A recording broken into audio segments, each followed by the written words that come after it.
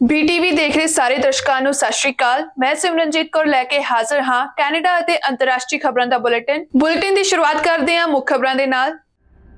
Israel Hamas ਜੰਗ 'ਚ 2 ਦਿਨਾਂ 'ਚ ਸੈਂਕੜੇ ਲੋਕਾਂ ਦੀ ਮੌਤਾਂ, ਜਵਾਬੀ ਹਮਲੇ 'ਚ ਯਹੂਦੀ ਦੇਸ਼ ਢਾਹ ਰਿਹਾ ਕਹਿਰ, ਦੁਨੀਆ ਭਰ 'ਚ ਮਚੀ ਹਲਚਲ। ਇਜ਼ਰਾਈਲ ਤੇ ਹਮਾਸ ਦੇ ਹਮਲੇ ਤੋਂ ਬਾਅਦ 에ਅਰ ਕੈਨੇਡਾ ਨੇ ਟੈਲ ਅਬੀਬ ਲਈ ਅਸਥਾਈ ਤੌਰ ਤੇ ਉਡਾਨਾਂ ਕੀਤੀਆਂ ਰੱਦ। ਇਜ਼ਰਾਈਲ ਵਿੱਚ ਹੋਏ ਹਮਾਸ ਹਮਲੇ ਤੋਂ ਬਾਅਦ ਓਟਵਾ ਪੁਲਿਸ ਨੇ ਵਧਾਈ ਸੁਰੱਖਿਆ, ਪ੍ਰਾਰਥਨਾ ਸਥਾਨਾਂ ਅਤੇ ਮਸਜਿਦਾਂ ਦੇ ਆਲੇ-ਦੁਆਲੇ ਵਧਾਈ ਮੌਜੂਦਗੀ। ਅਫਗਾਨਿਸਤਾਨ 'ਚ ਆਏ ਭੂਚਾਲ ਨੇ ਮਚਾਈ ਤਬਾਹੀ, ਮਰਨ ਵਾਲਿਆਂ ਦੀ ਗਿਣਤੀ 2000 ਤੱਕ ਪਹੁੰਚੀ, ਤਾਲਿਬਾਨ ਨੇ ਮੰਗੀ ਮਦਦ। ਹੁਣ ਖਬਰਾਂ ਵਿਸਥਾਰ ਨਾਲ। ਅੱਤਵਾਦੀ ਸਮੂਹ ਹਮਾਸ ਦੇ ਅਚਾਨਕ ਹਮਲੇ ਤੋਂ ਬਾਅਦ ਇਜ਼ਰਾਈਲ ਵਿੱਚ ਮਰਨ ਵਾਲਿਆਂ ਦੀ ਗਿਣਤੀ 600 ਨੂੰ ਪਾਰ ਕਰ ਗਈ ਹੈ। ਕਈ ਇਜ਼ਰਾਈਲੀ ਮੀਡੀਆ ਆਊਟਲੈਟਸ ਨੇ ਇਹ ਅਪਡੇਟ ਦਿੱਤੀ ਹੈ। ਮੌਤਾਂ ਦੀ ਇਹ ਗਿਣਤੀ ਐਤਵਾਰ ਨੂੰ KOH ਜਨਤਕ ਪ੍ਰਸਾਰਕ ਚੈਨਲ 12, ਹਾਰਟੇਜ ਅਤੇ ਟਾਈਮਸ ਆਫ ਇਜ਼ਰਾਈਲ ਦੁਆਰਾ ਦੱਸੀ ਗਈ ਸੀ। ਸ਼ਨੀਵਾਰ ਤੜਕੇ ਤੋਂ ਸ਼ੁਰੂ ਹੋਈ ਲੜਾਈ ਤੋਂ ਬਾਅਦ ਮਰਨ ਵਾਲਿਆਂ ਦੀ ਗਿਣਤੀ ਤੇ ਇਜ਼ਰਾਈਲੀ ਪੱਖ ਤੋਂ ਕੋਈ ਅਧਿਕਾਰਤ ਬਿਆਨ ਨਹੀਂ ਸਾਹਮਣੇ ਆਇਆ। ਰਿਪੋਰਟ ਮੁਤਾਬਕ ਇਜ਼ਰਾਈਲ ਨੇ ਵੀ ਜਵਾਬੀ ਕਾਰਵਾਈ 'ਚ ਹਮਾਸ ਦੇ ਅੱਤਵਾਦੀਆਂ ਤੇ ਤਬਾਹੀ ਮਚਾਉਣੀ ਸ਼ੁਰੂ ਕਰ ਦਿੱਤੀ ਹੈ। ਦੱਸਿਆ ਜਾ ਰਿਹਾ ਹੈ ਕਿ ਇਜ਼ਰਾਈਲ ਨੇ ਹਮਾਸ ਦੇ ਖਿਲਾਫ ਆਪਣੇ ਟੈਂਕ ਉਤਾਰ ਦਿੱਤੇ ਹਨ। ਇਹ ਟੈਂਕ ਦੱਖਣੀ ਖੇਤਰਾਂ ਵਿੱਚ ਤਾਇਨਾਤ ਕੀਤੇ ਗਏ ਹਨ।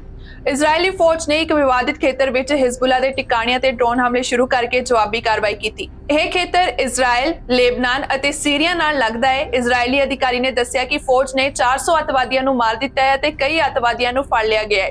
ਇਜ਼ਰਾਈਲੀ ਫੌਜ ਨੇ ਕਿਹਾ ਕਿ ਉਸਨੇ ਗਾਜ਼ਾ ਵਿੱਚ 426 ਟੀਚਿਆਂ ਤੇ ਹਮਲਾ ਕੀਤਾ ਅਤੇ ਵੱਡੇ ਧਮਾਕਿਆਂ ਨਾਲ ਕਈ ਰਿਹਾਇਸ਼ੀ ਇਮਾਰਤਾਂ ਨੂੰ ਤਬਾਹ ਕਰ ਦਿੱਤਾ ਹੈ। ਇਸ ਤਰ੍ਹਾਂ ਇਜ਼ਰਾਈਲ ਅਤੇ ਹਮਾਸ ਵਿਚਾਲੇ ਹੋਈ ਜੰਗ 'ਚ 2 ਦਿਨਾਂ 'ਚ ਸੈਂਕੜੇ ਲੋਕਾਂ ਦੀ ਮੌਤ ਹੋ ਚੁੱਕੀ ਹੈ ਅਤੇ ਹਾਲਾਤ ਬਦ ਤੋਂ ਬਦਤਰ ਹੁੰਦੇ ਜਾ ਰਹੇ ਹਨ। ਇਸ ਦੌਰਾਨ ਇਜ਼ਰਾਈਲ ਦੇ ਚੋਟੀ ਦੇ ਨੇਤਾਵਾਂ ਨੇ ਇਸ ਗੁੰਝਲਦਾਰ ਸਥਿਤੀ ਨਾਲ ਨਜਿੱਠਣ ਲਈ ਦੇਸ਼ ਵਿੱਚ ਐਮਰਜੈਂਸੀ ਰਾਸ਼ਟਰੀ ਏਕਤਾ ਸਰਕਾਰ ਬਣਾਉਣ ਲਈ ਆਪਣੇ ਮਤਭੇਦਾਂ ਨੂੰ ਪਾਸੇ ਰੱਖ ਕੇ ਸੰਭਾਵਨਾਵਾਂ ਤੇ ਚਰਚਾ ਸ਼ੁਰੂ ਕਰ ਦਿੱਤੀ ਹੈ। ਇਜ਼ਰਾਈਲ ਦੇ ਰੋਜ਼ਾਨਾ ਅਖਬਾਰ ਹਾਰਟੇਜ ਦੀ ਰਿਪੋਰਟ ਮੁਤਾਬਕ ਪ੍ਰਧਾਨ ਮੰਤਰੀ ਬੈਂਜਾਮਿਨ ਨੇਤਨਯਾਹੂ ਅਤੇ ਵਿਰੋਧੀ ਨੇਤਾਵਾਂ ਯੇਰ ਲੈਪਿਡ ਅਤੇ ਬੈਨੀ ਗੈਂਟਸ ਨੇ ਸ਼ਨੀਵਾਰ ਨੂੰ ਚਰਚਾ ਕੀਤੀ। ਇਸ ਦੌਰਾਨ ਨੇਤਨਯਾਹੂ ਦੀ ਸਰਕਾਰ 'ਚ ਸ਼ਾਮਲ ਹੋਣ ਦੀ ਸੰਭਾਵਨਾ ਤੇ ਚਰਚਾ ਕੀਤੀ ਗਈ।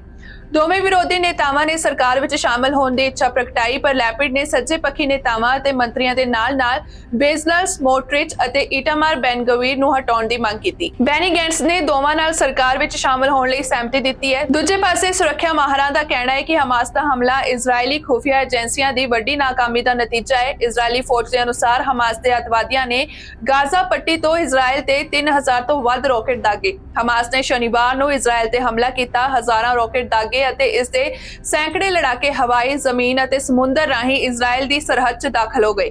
ਹਮਲਾ ਸ਼ੁਰੂ ਹੋਣ ਤੋਂ ਕੁਝ ਘੰਟੇ ਬਾਅਦ ਵੀ ਹਮਾਸ ਦੇ ਕੱਟੜਪੰਥੀ ਕਈ ਇਜ਼ਰਾਈਲੀ ਇਲਾਕਿਆਂ ਤੇ ਗੋਲੀਬਾਰੀ ਕਰ ਰਹੇ ਸਨ। ਹਮਾਸ ਦੇ ਇਸ ਹਮਲੇ ਨੇ ਇਜ਼ਰਾਈਲ ਨੂੰ ਝੰਜੋੜ ਕੇ ਰੱਖ ਦਿੱਤਾ ਹੈ। ਮਾਹਰਾਂ ਦਾ ਕਹਿਣਾ ਹੈ ਕਿ ਇਜ਼ਰਾਈਲ ਨੂੰ ਹਮੇਸ਼ਾ ਹੀ ਘਰੇਲੂ ਇਕਾਈ ਸ਼ਿਨ ਬੇਟ ਅਤੇ ਖਾਸ ਤੌਰ ਤੇ ਆਪਣੀ ਬਾਹਰੀ ਜਾਸੂਸੀ ਏਜੰਸੀ ਮੋਸਾਦ ਸਮੇਤ ਆਪਣੀ ਖੂਫੀਆ ਏਜੰਸੀਆਂ ਤੇ ਮਾਣ ਰਿਹਾ ਹੈ, ਪਰ ਇਹ ਹਮਲਾ ਉਸ ਦੀ ਖੂਫੀਆ ਅਸਫਲਤਾ ਨੂੰ ਦਰਸਾਉਂਦਾ ਹੈ।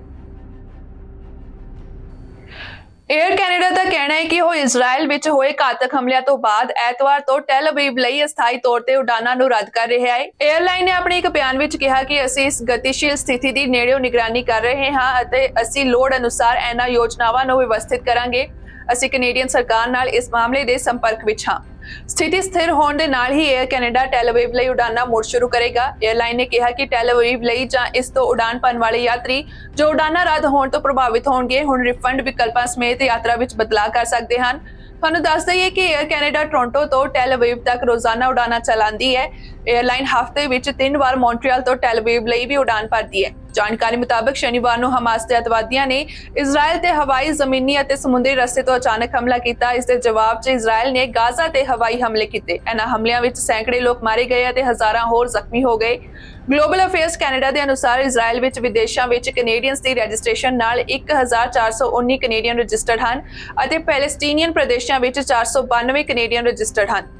ਗਲੋਬਲ ਅਫੇਅਰਸ ਨੇ ਕਿਹਾ ਕਿ ਕਿਉਂਕਿ ਸੇਵਾ ਨਾਲ ਰਜਿਸਟ੍ਰੇਸ਼ਨ ਸਵੈ ਇੱਛਤ ਹੈ, ਇਹ ਦੇਸ਼ ਤੋਂ ਬਾਹਰ ਕੈਨੇਡੀਅਨਸ ਦੀ ਪੂਰੀ ਤਸਵੀਰ ਨਹੀਂ ਹੈ ਅਤੇ ਨਾ ਹੀ ਵਿਦੇਸ਼ਾਂ ਵਿੱਚ ਰਹਿਣ ਜਾਂ ਛੱਡਣ ਦੀ ਇੱਛਾ ਰੱਖਣ ਵਾਲੇ ਕੈਨੇਡੀਅਨਸ ਦੀ ਸੰਖਿਆ ਦਾ ਸੰਕੇਤ ਹੈ। ਏਜੰਸੀ ਨੇ ਅੱਗੇ ਕਿਹਾ ਕਿ ਟੈਲ ਅਬੀਬ ਅਤੇ ਰਮਾਲਾ ਸਥਿਤ ਦੂਤਾਵਾਸ ਦੇ ਸਾਰੇ ਕਰਮਚਾਰੀ ਸੁਰੱਖਿਅਤ ਹਨ ਅਤੇ ਉਹਨਾਂ ਦਾ ਲੇਖਾ ਜੋਖਾ ਕੀਤਾ ਗਿਆ ਹੈ। ਗਲੋਬਲ ਅਫੇਅਰਸ ਨੇ ਕਿਹਾ ਕੈਨੇਡਾ, ਇਜ਼ਰਾਈਲ, ਵੈਸਟ ਬੈਂਕ ਅਤੇ ਗਾਜ਼ਾ ਸਟ੍ਰਿਪ ਵਿੱਚ ਅਣਪਛਾਤੀ ਸੁਰੱਖਿਆ ਸਥਿਤੀ ਦੇ ਕਾਰਨ ਕੈਨੇਡੀਅਨਸ ਨੂੰ ਉੱਚ ਪੱਧਰੀ ਸਾਵਧਾਨੀ ਵਰਤਣ ਦੀ ਸਲਾਹ ਦਿੰਦਾ ਹੈ। ਕੈਨੇਡਾ ਦੇ ਫੈਡਰਲ ਆਗੂਆਂ ਵੱਲੋਂ ਲੰਘੇ ਸ਼ਨੀਵਾਰ ਨੂੰ ਹਮਾਸ ਦੇ ਅੱਤਵਾਦੀ ਸਮੂਹ ਦੁਆਰਾ ਕੀਤੇ ਗਏ ਅਚਾਨਕ ਹਮਲੇ ਦੀ ਨਿੰਦਾ ਕੀਤੀ ਜਾ ਰਹੀ ਹੈ, ਜੋ ਹੁਣ ਤੱਕ ਦਾ ਇਹਨਾਂ ਸਾਲਾਂ 'ਚੋਂ ਇਜ਼ਰਾਈਲ ਵਿੱਚ ਹੋਇਆ ਸਭ ਤੋਂ ਘਾਤਕ ਹਮਲਾ ਬਣ ਗਿਆ ਹੈ। ਪ੍ਰਧਾਨ ਮੰਤਰੀ ਜਸਟਿਨ ਟਰੂਡੋ ਨੇ ਐਕਸ ਸੋਸ਼ਲ ਮੀਡੀਆ ਪਲੇਟਫਾਰਮ ਜੋ ਪਹਿਲਾਂ ਟਵਿੱਟਰ ਵਜੋਂ ਜਾਣਿਆ ਜਾਂਦਾ ਸੀ ਤੇ ਇੱਕ ਪੋਸਟ ਵਿੱਚ ਕਿਹਾ ਕਿ ਕੈਨੇਡਾ ਇਜ਼ਰਾਈਲ ਦੇ ਖਿਲਾਫ ਮੌਜੂਦਾ ਅੱਤਵਾਦੀ ਹਮਲਿਆਂ ਦੀ ਸਖਤ ਨਿੰਦਾ ਕਰਦਾ ਹੈ। ਹਿੰਸਾ ਦੀਆਂ ਇਹ ਕਾਰਵਾਈਆਂ ਪੂਰੀ ਤਰ੍ਹਾਂ ਅਸਵੀਕਾਰਨਯੋਗ ਹਨ। ਅਸੀਂ ਇਜ਼ਰਾਈਲ ਦੇ ਨਾਲ ਖੜੇ ਹਾਂ ਅਤੇ ਆਪਣੇ ਬਚਾਅ ਦੇ ਉਸਦੇ ਅਧਿਕਾਰ ਦਾ ਪੂਰਾ ਸਮਰਥਨ ਕਰਦੇ ਹਾਂ। ਸਾਡੇ ਵਿਚਾਰ ਇਸ ਹਮਲੇ ਤੋਂ ਪ੍ਰਭਾਵਿਤ ਹਰ ਕਿਸੇ ਦੇ ਨਾਲ ਹਨ। ਨਾਗਰਿਕਾਂ ਦੀ ਜਾਨ ਦੀ ਰਾਖੀ ਹੋਣੀ ਚਾਹੀਦੀ ਹੈ। ਉੱਥੇ ਹੀ ਕੰਜ਼ਰਵੇਟਿਵ ਪਾਰਟੀ ਦੇ ਲੀਡਰ ਪੀਅਰ ਪੋਇਲੀਏਵ ਨੇ ਇੱਕ ਬਿਆਨ ਵਿੱਚ ਕਿਹਾ ਕਿ ਉਹ ਸਪਸ਼ਟ ਤੌਰ ਤੇ ਹਮਾਸ ਦੇ ਅੱਤਵਾਦੀਆਂ ਦੁਆਰਾ ਇਜ਼ਰਾਈਲ ਦੇ ਹਮਲੇ ਅਤੇ ਬਾਅਦ ਵਿੱਚ ਨਿਰਦੋਸ਼ ਨਾਗਰਿਕਾਂ ਵਿਰੁੱਧ ਕੀਤੀ ਗਈ ਦੁਖਦਾਈ ਹਿੰਸਾ ਦੀ ਨਿੰਦਾ ਕਰਦਾ ਹੈ। ਪੀਅਰ ਪੋਇਲੀਏਵ ਨੇ ਕਿਹਾ ਕਿ ਇਜ਼ਰਾਈਲ ਨੂੰ ਇਹਨਾਂ ਹਮਲਿਆਂ ਦੇ ਖਿਲਾਫ ਆਪਣਾ ਬਚਾਅ ਕਰਨ ਅਤੇ ਹਮਲਾਵਰਾਂ ਦੇ ਖਿਲਾਫ ਜਵਾਬ ਦੇਣ ਦਾ ਅਧਿਕਾਰ ਹੈ। ਕੈਨੇਡੀਅਨ ਸਾਰੇ ਪੀੜਤਾਂ ਨਾਲ ਆਪਣੀ ਇਕਜੁੱਟਤਾ ਦਾ ਵਾਅਦਾ ਕਰਦੇ ਹਨ। ਜ਼ਿਕਰਯੋਗ ਹੈ ਕਿ ਹਮਾਸ ਦੇ ਅੱਤਵਾਦੀਆਂ ਨੇ ਸ਼ਨੀਵਾਰ ਸਵੇਰੇ ਇੱਕ ਵੱਡੀ ਯਹੂਦੀ ਛੁੱਟੀ ਦੇ ਦੌਰਾਨ ਹਜ਼ਾਰਾਂ ਰੌਕਟ ਦਾਗੇ ਅਤੇ ਦਰਜਨਾਂ ਲੜਾਕਿਆਂ ਨੂੰ ਇਜ਼ਰਾਈਲੀ ਭਾਈਚਾਰਿਆਂ ਵਿੱਚ ਭੇਜਿਆ। ਇਜ਼ਰਾਈਲ ਦੀ ਰਾਸ਼ਟਰੀ ਬਚਾਅ ਸੇਵਾ ਨੇ ਕਿਹਾ ਕਿ ਘੱਟੋ-ਘੱਟ ਸੈਂਕੜੇ ਲੋਕ ਮਾਰੇ ਗਏ ਹਨ ਅਤੇ ਕਈ ਜ਼ਖਮੀ ਹੋ ਗਏ ਹਨ ਅਤੇ ਕਈ ਇਜ਼ਰਾਈਲੀ ਸੈਨਿਕਾਂ ਤੇ ਨਾਗਰਿਕਾਂ ਨੂੰ ਵੀ ਅਗਵਾ ਕਰ ਲਿਆ ਗਿਆ ਹੈ। ਇਸ ਦੌਰਾਨ ਕੈਨੇਡਾ ਦੇ ਵਿਦੇਸ਼ ਮਾਮਲਿਆਂ ਦੀ ਮੰਤਰੀ ਮੈਲੀਨੀ ਜੋਲੀ ਨੇ ਕਿਹਾ ਕਿ ਕੈਨੇਡਾ ਹਮਾਸ ਦੁਆਰਾ ਇਜ਼ਰਾਈਲੀ ਨਾਗਰਿਕਾਂ ਦੇ ਖਿਲਾਫ ਬਹੁਮੁਖੀ ਦਹਿਸ਼ਤੀ ਹਮਲੇ ਦੀ ਨਿੰਦਾ ਕਰਦਾ ਹੈ।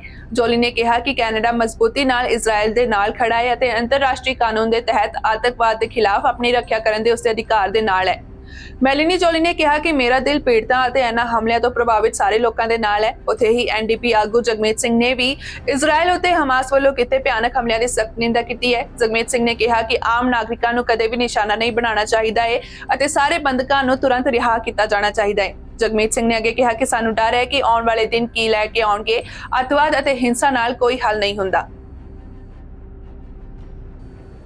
ਇਜ਼ਰਾਈਲ ਵਿੱਚ ਹੋਏ ਹਮਾਸ ਦੇ ਹਮਲੇ ਤੋਂ ਬਾਅਦ ਜਿੱਥੇ ਕੈਨੇਡਾ ਦੇ ਮੰਤਰੀਆਂ ਵੱਲੋਂ ਇਸ ਹਮਲੇ ਦੀ ਸਖਤ ਨਿੰਦਾ ਕੀਤੀ ਜਾ ਰਹੀ ਹੈ, ਉੱਥੇ ਹੀ ਓਟਵਾ ਵਿੱਚ ਅਤੇ ਪੂਰੇ ਕੈਨੇਡਾ ਵਿੱਚ ਪ੍ਰਾਰਥਨਾ ਸਥਾਨਾਂ ਅਤੇ ਮਸਜਿਦਾਂ ਦੇ ਆਲੇ-ਦੁਆਲੇ ਪੁਲਿਸ ਨੇ ਆਪਣੀ ਮੌਜੂਦਗੀ ਵਧਾ ਦਿੱਤੀ ਹੈ। ਹਾਲਾਂਕਿ ਕੈਨੇਡਾ ਦੇ ਉੱਪਰ ਇਸ ਹਮਲੇ ਦਾ ਕੋਈ ਖਤਰਾ ਨਹੀਂ ਦੱਸਿਆ ਜਾ ਰਿਹਾ ਹੈ, ਪਰ ਫਿਰ ਵੀ ਪੁਲਿਸ ਵੱਲੋਂ ਪੂਰੇ ਕੈਨੇਡਾ ਵਿੱਚ ਹਾਲਾਤਾਂ ਤੇ ਨਿਗਾਹ ਰੱਖੀ ਜਾ ਰਹੀ ਹੈ। ਓਟਵਾ ਪੁਲਿਸ ਦਾ ਕਹਿਣਾ ਹੈ ਕਿ ਗਾਜ਼ਾ ਪੱਟੀ ਦੇ ਨੇੜੇ ਹਮਾਸ ਦੇ ਅੱਤਵਾਦੀਆਂ ਦੁਆਰਾ ਇਜ਼ਰਾਈਲੀ ਕਸਬਿਆਂ ਤੇ ਹਮਲੇ ਤੋਂ ਬਾਅਦ ਇਸ ਹਫ਼ਤੇ ਦੇ ਅੰਤ ਵਿੱਚ ਪ੍ਰਾਰਥਨਾ ਸਥਾਨਾਂ ਅਤੇ ਮਸਜਿਦਾਂ ਦੇ ਆਲੇ-ਦੁਆਲੇ ਹੋਰ ਗਸ਼ਤ ਕੀਤੀ ਜਾਵੇਗੀ। ਇਜ਼ਰਾਈਲ ਦੀ ਰਾਸ਼ਟਰੀ ਬਚਾਅ ਸੇਵਾ ਨੇ ਕਿਹਾ ਕਿ ਅਚਨਚੇਤ ਹਮਲੇ ਵਿੱਚ ਸੈਂਕੜੇ ਲੋਕ ਮਾਰੇ ਗਏ ਅਤੇ ਕਈ ਹੋਰ ਜ਼ਖਮੀ ਹੋ ਗਏ ਸਨ, ਜਿਸ ਦੀ ਓਟਵਾ ਸਮੇਤ ਦੁਨੀਆ ਭਰ ਵਿੱਚ ਨਿੰਦਾ ਕੀਤੀ ਜਾ ਰਹੀ ਹੈ। ਪ੍ਰਧਾਨ ਮੰਤਰੀ ਜਸਟਿਨ ਟਰੂਡੋ ਅਤੇ ਕੰਜ਼ਰਵੇਟਿਵ ਲੀਡਰ ਪੀਅਰ ਪੋਇਲੀਏਵ ਅਤੇ ਐਨਡੀਪੀ ਆਗੂ ਜਗਮੀਤ ਸਿੰਘ ਨੇ ਹਮਾਸ ਨੂੰ ਅੱਤਵਾਦੀ ਕਰਾਰ ਦਿੱਤਾ ਤੇ ਨਾਲ ਹੀ ਬੰਦਕਾਂ ਦੀ ਰਿਹਾਈ ਦੀ ਮੰਗ ਕੀਤੀ। ਕੈਨੇਡਾ ਵਿੱਚ ਇਜ਼ਰਾਈਲੀ ਰਾਜਦੂਤ ਨਿਯੁਕਤ ਈਡੋ ਮੋਏਡ ਨੇ ਕਿਹਾ, ਅਸੀਂ ਸਭ ਤੋਂ ਭਿਆਨਕ ਕਾਤਲਾਨਾ ਅੱਤਵਾਦੀ ਹਮਲਿਆਂ ਵਿੱਚੋਂ ਇੱਕ ਦੇ ਗਵਾਹ ਹਾਂ, ਜਿਨ੍ਹਾਂ ਵਿੱਚੋਂ ਕੁਝ ਆਪਣੇ ਪਰਿਵਾਰਾਂ ਨਾਲ ਪ੍ਰਾਰਥਨਾ ਸਥਾਨ ਵੱਲ ਜਾ ਰਹੇ ਸਨ। ਸੋਸ਼ਲ ਮੀਡੀਆ ਤੇ ਇੱਕ ਪੋਸਟ ਵਿੱਚ ਓਟਵਾ ਪੁਲਿਸ ਨੇ ਕਿਹਾ ਕਿ ਇਜ਼ਰਾਈਲ ਵਿੱਚ ਹੋਏ ਹਮਲੇ ਦਾ ਕੈਨੇਡਾ ਦੀ ਰਾਜਧਾਨੀ ਵਿੱਚ ਇੱਥੋਂ ਦੇ ਭਾਈਚਾਰੇ ਤੇ ਅਸਰ ਪਿਆ ਹੈ। ਪੁਲਿਸ ਨੇ ਕਿਹਾ, ਅਸੀਂ ਧਾਰਮਿਕ ਮਹੱਤਤਾ ਵਾਲੇ ਖੇਤਰਾਂ ਵਿੱਚ ਸਿਨਾਗੋਗ ਅਤੇ ਮਸਜਿਦਾਂ ਸਮੇਤ ਪੁਲਿਸ ਦੀ ਮੌਜੂਦਗੀ ਵਧਾ ਦਿੱਤੀ ਹੈ। ਅਸੀਂ ਇਹ ਯਕੀਨੀ ਬਣਾਉਣ ਲਈ ਕਮਿਊਨਿਟੀ ਭਾਈਵਾਲਾਂ ਤੱਕ ਵੀ ਪਹੁੰਚ ਕਰ ਰਹੇ ਹਾਂ ਕਿ ਉਹ ਜਾਣਦੇ ਹਨ ਕਿ ਅਸੀਂ ਉਹਨਾਂ ਦਾ ਸਮਰਥਨ ਕਰਨ ਲਈ ਇੱਥੇ ਮੌਜੂਦ ਹਾਂ।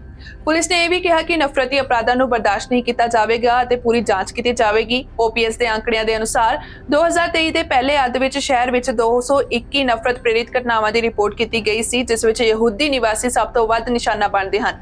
ਆਰਸੀਐਮਪੀ ਨੇ ਕਿਹਾ ਕਿ ਉਹ ਯਹੂਦੀ ਕੈਨੇਡੀਅਨਸ ਪ੍ਰਤੀ ਕਿਸੇ ਖਾਸ ਖਤਰੇ ਤੋਂ ਜਾਣੂ ਨਹੀਂ ਹੈ, ਪਰ ਇਹ ਨਾਗਰਿਕਾਂ ਨੂੰ ਸੁਰੱਖਿਅਤ ਰੱਖਣ ਲਈ ਕੈਨੇਡਾ ਅਤੇ ਵਿਦੇਸ਼ਾਂ ਵਿੱਚ ਪੁਲਿਸ ਭਾਈਵਾਲਾਂ ਨਾਲ ਕੰਮ ਕਰ ਰਿਹਾ ਹੈ।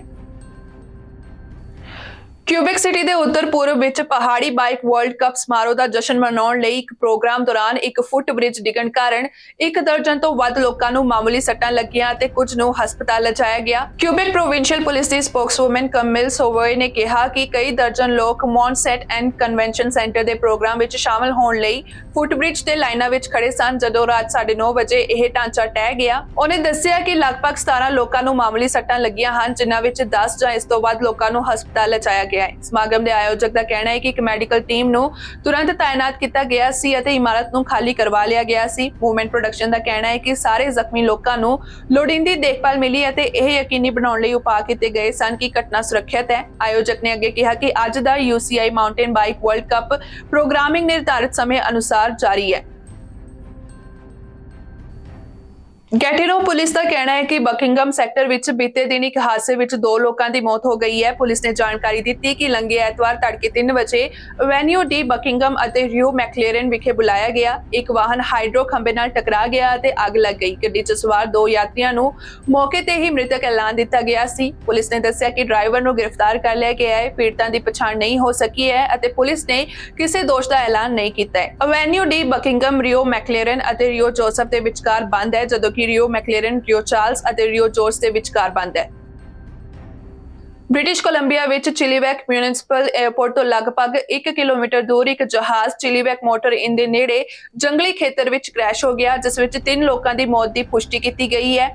ਜਹਾਜ਼ ਦੇ ਹਾਦਸਾਗ੍ਰਸਤ ਹੋਣ ਤੋਂ ਬਾਅਦ ਅਧਿਕਾਰੀਆਂ ਨੇ 3 ਲੋਕਾਂ ਦੀ ਮੌਤ ਹੋਣ ਦੀ ਪੁਸ਼ਟੀ ਕੀਤੀ ਹੈ। ਘਟਨਾ ਵਾਲੀ ਜਗ੍ਹਾ ਦੀਆਂ ਆਈਆਂ ਤਸਵੀਰਾਂ ਸੰਪत्ति ਦੇ ਪਹਿਲੇ ਜਵਾਬ ਦੇਣ ਵਾਲਿਆਂ ਦੀ ਭਾਰੀ ਮੌਜੂਦਗੀਆਂ ਨੂੰ ਦਰਸਾਉਂਦੀ ਹਨ ਅਤੇ ਜਹਾਜ਼ ਦੇ ਰਡਰ ਸੰਘਣੇ ਪੱਤਿਆਂ ਦੇ ਪਿੱਛੇ ਸਿੱਧਾ ਖੜਾ ਦਿਖਾਈ ਦੇ ਰਿਹਾ ਹੈ। ਇਹ ਜਹਾਜ਼ ਸਕਾਈ ਕੁਐਸਟ ਐਵੀਏਸ਼ਨ ਲਿਮਿਟਡ ਨਾਮ ਦੀ ਇੱਕ ਕੰਪਨੀ ਕੋਲ ਰਜਿਸਟਰਡ ਹੈ, ਇੱਕ ਫਲਾਈਟ ਸਕੂਲ ਜੋ ਲੈਂਗਲੇ ਖੇਤਰੀ ਹਵਾਈ ਅੱਡੇ ਤੋਂ ਬਾਹਰ ਚੱਲਦਾ ਹੈ। ਅਤੇ ਜਦੋਂ ਸਥਾਨਕ ਮੀਡੀਆ ਵੱਲੋਂ ਇਸ ਜਹਾਜ਼ ਕੰਪਨੀ ਵੱਲੋਂ ਘਟਨਾ ਬਾਰੇ ਪੁੱਛਿਆ ਗਿਆ ਤਾਂ ਉਹਨਾਂ ਨੇ ਜਵਾਬ ਦੇਣ ਤੋਂ ਇਨਕਾਰ ਕਰ ਦਿੱਤਾ। ਕੈਨੇਡੀਅਨ ਸਿਵਲ 에ਅਰਕ੍ਰਾਫਟ ਰਜਿਸਟਰ ਦੇ ਅਨੁਸਾਰ ਇਸ ਵਿੱਚ ਸ਼ਾਮਲ ਜਹਾਜ਼ ਇੱਕ ਪਾਈਪਰ PA-34 ਹੈ ਅਤੇ ਇਹ 2019 ਵਿੱਚ ਰਜਿਸਟਰ ਕੀਤਾ ਗਿਆ ਸੀ ਅਤੇ 1972 ਵਿੱਚ ਬਣਾਇਆ ਗਿਆ ਸੀ। ਹਾਲਾਂਕਿ ਅਜੇ ਕਿਸੇ ਵੀ ਪੀੜਤ ਦਾ ਨਾਂ ਜਾਰੀ ਨਹੀਂ ਕੀਤਾ ਗਿਆ ਹੈ। ਉੱਥੇ ਹੀ ਬ੍ਰਿਟਿਸ਼ ਕੋਲੰਬੀਆ ਦੀ RCMP ਨੇ ਕਿਹਾ ਕਿ ਕੋਈ ਹੋਰ ਸੱਟਾਂ ਦੀ ਰਿਪੋਰਟ ਨਹੀਂ ਕੀਤੀ ਗਈ ਅਤੇ ਕਿਹਾ ਕਿ ਇਸ ਘਟਨਾ ਨਾਲ ਸਥਾਨਕ ਲੋਕਾਂ ਲਈ ਕੋਈ ਖਤਰਾ ਨਹੀਂ ਬਣਿਆ ਸੀ। ਜਾਣਕਾਰੀ ਮੁਤਾਬਕ ਅਧਿਕਾਰੀਆਂ ਨੇ ਇਸ ਬਾਰੇ ਹੋਰ ਕੋਈ ਵੇਰਵਾ ਨਹੀਂ ਦਿੱਤਾ ਹੈ ਕਿ ਹਾਦਸੇ ਦਾ ਕੀ ਕਾਰਨ ਹੋ ਸਕਦਾ ਹੈ। ਟਰਾਂਸਪੋਰਟੇਸ਼ਨ ਸੇਫਟੀ ਬੋਰਡ ਨੇ ਕਿਹਾ ਕਿ ਜਾਂਚਕਰਤਾਵਾਂ ਦੀ ਇੱਕ ਟੀਮ ਜਾਣਕਾਰੀ ਇਕੱਠੀ ਕਰਨ ਅਤੇ ਇਸ ਦਾ ਮੁਲਾਂਕਣ ਕਰਨ ਲਈ ਰਵਾਨਾ ਕੀਤੀ ਗਈ ਹੈ ਕਿ ਕੀ ਹੋਇਆ ਸੀ। ਜਹਾਜ਼ ਕ੍ਰੈਸ਼ ਦੀ BC ਕੋਰੋਨਰ ਸਰਵਿਸ ਦੁਆਰਾ ਵੀ ਜਾਂਚ ਕੀਤੀ ਜਾ ਰਹੀ ਹੈ।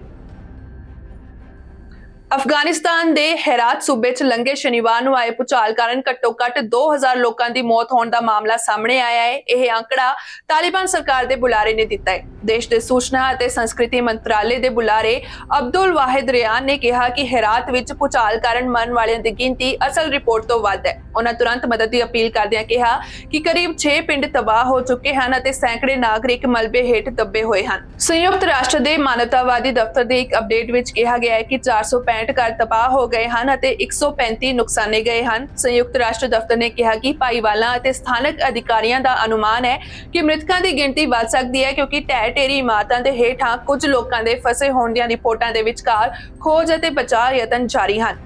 ਜ਼ਿਕਰਯੋਗ ਹੈ ਕਿ ਸ਼ਨੀਵਾਰ ਨੂੰ ਹੈਰਾਤ ਸੂਬੇ 'ਚ ਭੂਚਾਲ ਦੇ 4 ਝਟਕੇ ਮਹਿਸੂਸ ਕੀਤੇ ਗਏ ਸਨ। ਰਿਪੋਰਟ ਮੁਤਾਬਕ 6.3 ਦੀ ਤੀਬਰਤਾ ਵਾਲੇ ਭੂਚਾਲ ਤੋਂ ਬਾਅਦ ਕ੍ਰਮਵਾਰ 5.5, 4.7, 6.3, 5.9 ਅਤੇ 4.6 ਤੀਬਰਤਾ ਦੇ 5 ਝਟਕੇ ਆਏ, ਜਿਸ ਕਾਰਨ ਲੋਕ ਦਹਿਸ਼ਤ ਵਿੱਚ ਚਲੇ ਗਏ।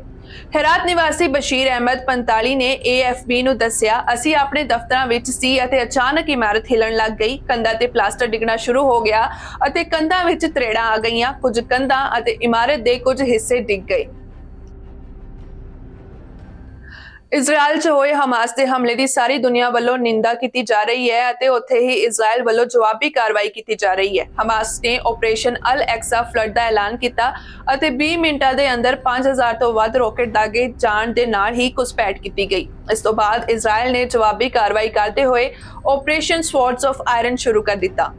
ਗਲੋਬਲ ਨੇਤਾਵਾਂ ਨੇ ਇਜ਼ਰਾਈਲ ਨਾਲ ਇਕਜੁੱਟਤਾ ਦਿਖਾਈ ਹੈ। ਉੱਥੇ ਹੀ ਦੂਜੇ ਪਾਸੇ ਅਮਰੀਕਾ ਨੇ ਇਜ਼ਰਾਈਲ ਨੂੰ ਐਮਰਜੈਂਸੀ ਮਿਲਟਰੀ ਸਹਾਇਤਾ ਪੈਕੇਜ ਦੇਣ ਦਾ ਐਲਾਨ ਕੀਤਾ ਹੈ। ਅਮਰੀਕੀ ਰਾਸ਼ਟਰਪਤੀ ਜੋ ਬਾਈਡਨ ਨੇ ਇਜ਼ਰਾਈਲ ਨੂੰ $8 ਬਿਲੀਅਨ ਦੇ ਐਮਰਜੈਂਸੀ ਮਿਲਟਰੀ ਸਹਾਇਤਾ ਪੈਕੇਜ ਨੂੰ ਮਨਜ਼ੂਰੀ ਦੇ ਦਿੱਤੀ ਹੈ। ਅਮਰੀਕਾ ਨੇ ਇਜ਼ਰਾਈਲ ਨੂੰ ਐਮਰਜੈਂਸੀ ਮਿਲਟਰੀ ਸਹਾਇਤਾ ਪੈਕੇਜ ਦੇਣ ਦਾ ਐਲਾਨ ਕੀਤਾ। ਅਮਰੀਕਾ ਵੱਲੋਂ ਇਹ ਕਦਮ ਫਲਸਤੀਨੀ ਅੱਤਵਾਦੀ ਸਮੂਹ ਹਮਾਸ ਵੱਲੋਂ 5000 ਤੋਂ ਵੱਧ ਰੌਕਟ ਦਾਗੇ ਜਾਣ ਤੋਂ ਬਾਅਦ ਚੁੱਕਿਆ ਗਿਆ।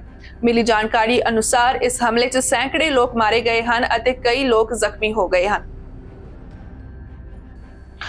ਅੱਜ ਦੀਆਂ ਖਬਰਾਂ ਦੇ ਵਿੱਚ ਇੰਨਾ ਹੀ। ਮੁੜ ਤੋਂ ਹਾਜ਼ਰ ਹੋਵਾਂਗੇ ਨਵੀਆਂ ਖਬਰਾਂ ਦੇ ਨਾਲ। ਤੁਸੀਂ ਵੇਖਦੇ ਰਹੋ BTV, B positive, B yourself.